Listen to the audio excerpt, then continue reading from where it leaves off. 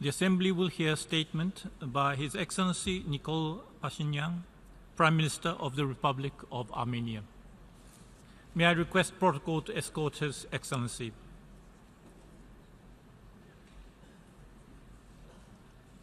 I have great pleasure in welcoming the Prime Minister of the Republic of Armenia. I invite him to address the General Assembly. Thank you. Distinguished President of the General Assembly, Excellencies, ladies and gentlemen.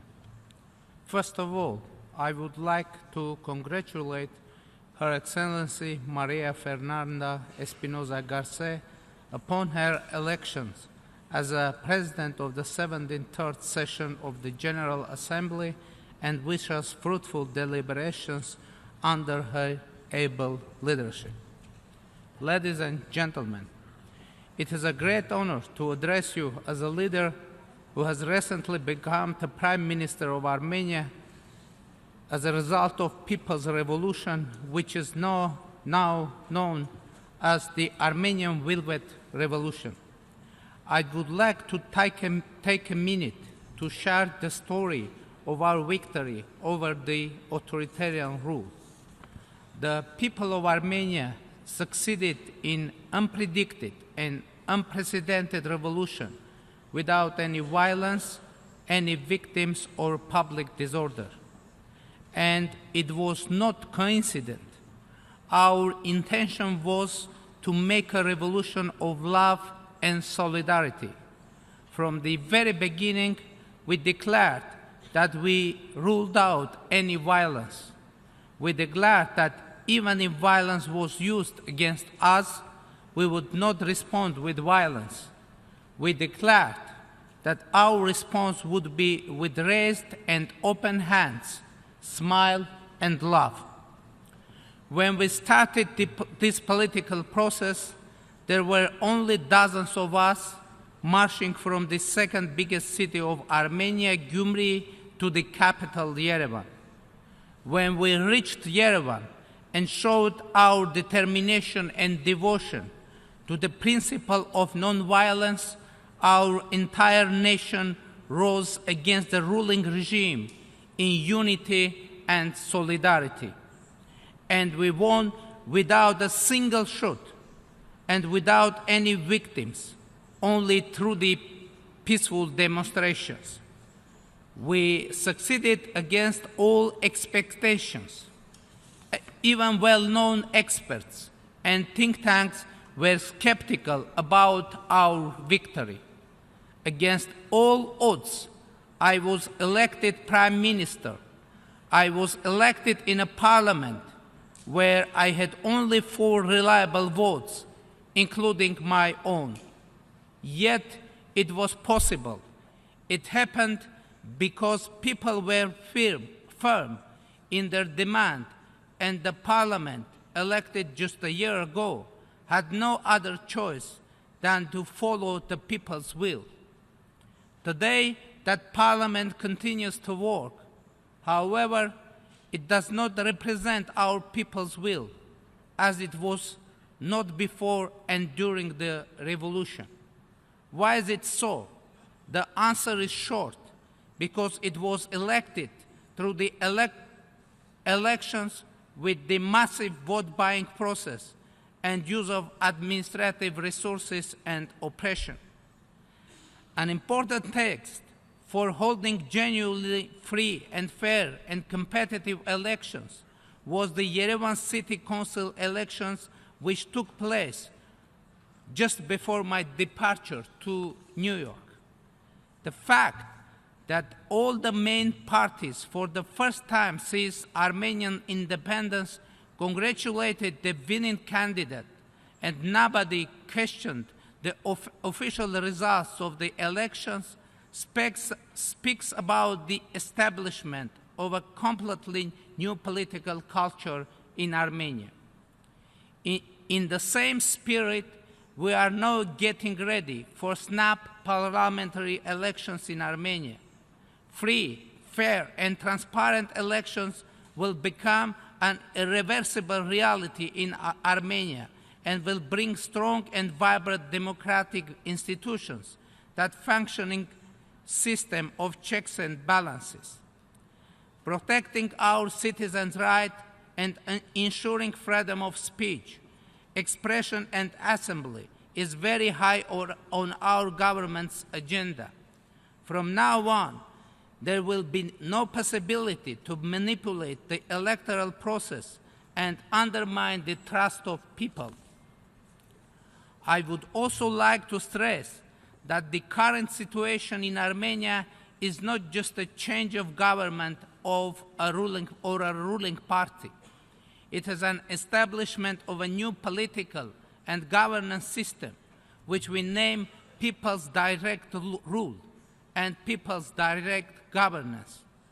In order to institutionalize this system, we intend to guarantee expression of the people's will not only through elections, but also through local and national referenda to engage our people into the decision-making process.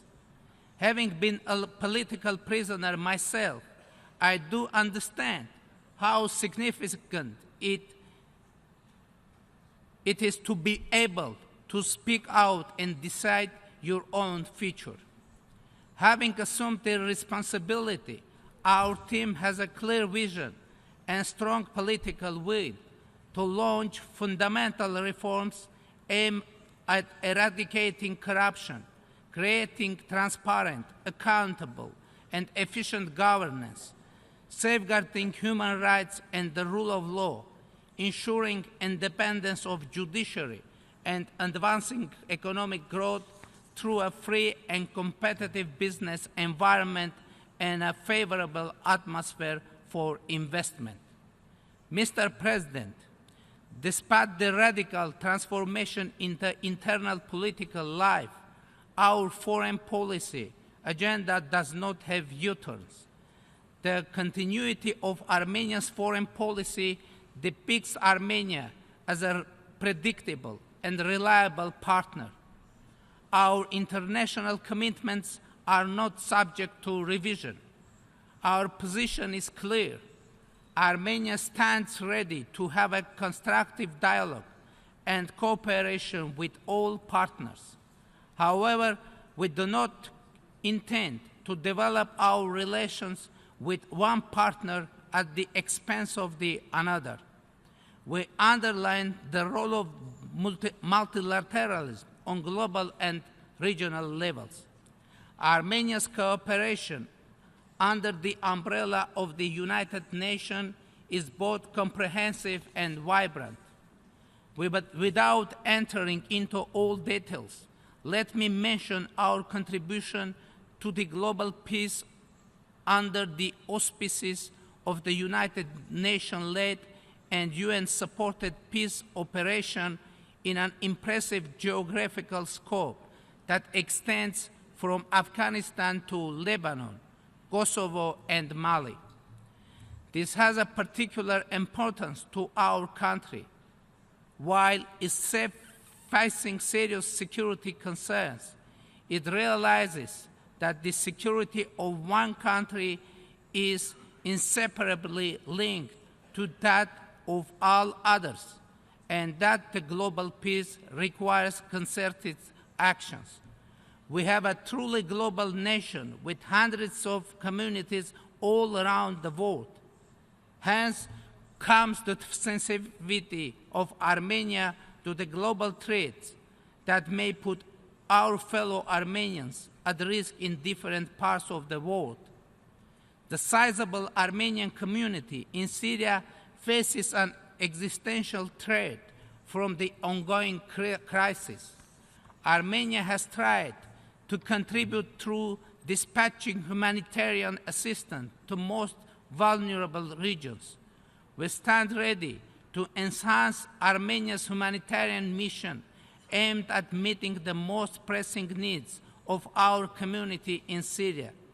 As a nation that has passed through the horrors of genocide, Armenians have a security consciousness when it comes to our fellow people and are ready to do their utmost for their protection. Mr. President, the peaceful resolution of the Nagorno-Karabakh conflict continues to prevail our foreign policy agenda. The status and security of the Republic of Artsakh is an absolute priority of the Republic of Armenia in the negotiation process.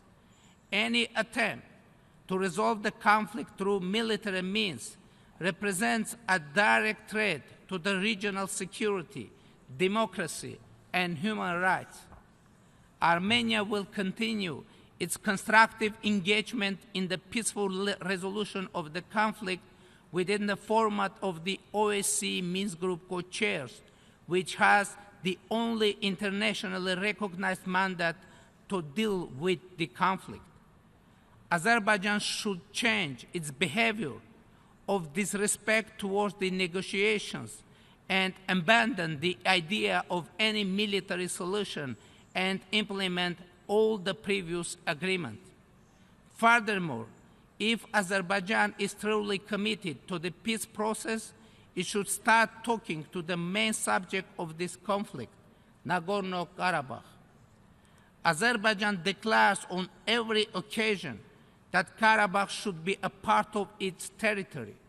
At the same time, it announces that it will not negotiate with Nagorno-Karabakh.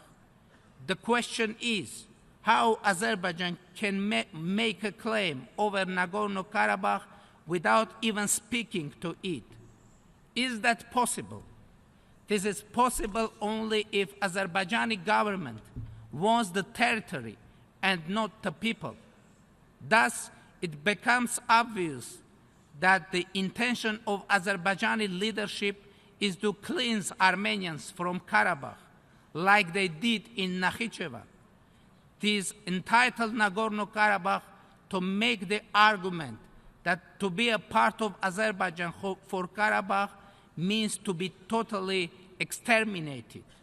Hence, Karabakh must not be a part of Azerbaijan unless one wants to trigger a new genocide of Armenian people. Summing up, let me reiterate. The conflict can and should be settled only through mutual compromises by all sides, in an atmosphere conducive to peace and not war. Last but not least, let me also express my satisfaction to the Secretary General of the United Nations for his unwavering support to the efforts and approaches of the OSCE Minsk Group co-chairmanship. Mr. President, the topic of our deliberations making the United Nations relevant to all people, global leadership, and shared responsibilities for peaceful, equitable, and sustainable societies demonstrates our consistent approach to the Agenda 2030 and the Sustainable Development Goals. Indeed, the United Nations and its development agenda should be relevant and accessible for all. No one should be left behind, as we keep repeating in our collective efforts. Earlier in July this year, Armenia presented its first voluntary national report on the implementation of the Sustainable Development Goal at the high-level political forum. This important exercise coincided with the decisive political period determined by vibrant democratic processes and the launch of a wide range of reforms. Armenia is committed to the creation and development of knowledge-based and innovative platforms that will leverage the impact and accelerate the implementation of the development agenda. In this regard, we recognize the indispensable role of the UN and its specialized agencies, as well as the role of the cooperation with other potential partners. As a newly elected member of the ECOSOC and the candidate for the Human Rights Council for the term 2020-2022, Armenia will do its utmost to contribute to the realization of sustainable development goals and to protection and promotion of human rights and fundamental freedoms. Ladies and gentlemen, 2018 is the year when we will mark the 17th anniversary of two of the most important human rights documents, the Universal Declaration of Human Rights and the Convention on the Prevention and Punishment of the Crime of Genocide. Each of these documents has its own history, and each of them has become a cornerstone for the development of international law. They served as a basis for Armenia to start the series of global forum sessions against the crime of genocide. This year, it will be dedicated to the issues of genocide prevention through education, culture, and museums. I encourage you to bring your contribution to the work of the forum. Ladies and gentlemen, mesdames et messieurs, vivre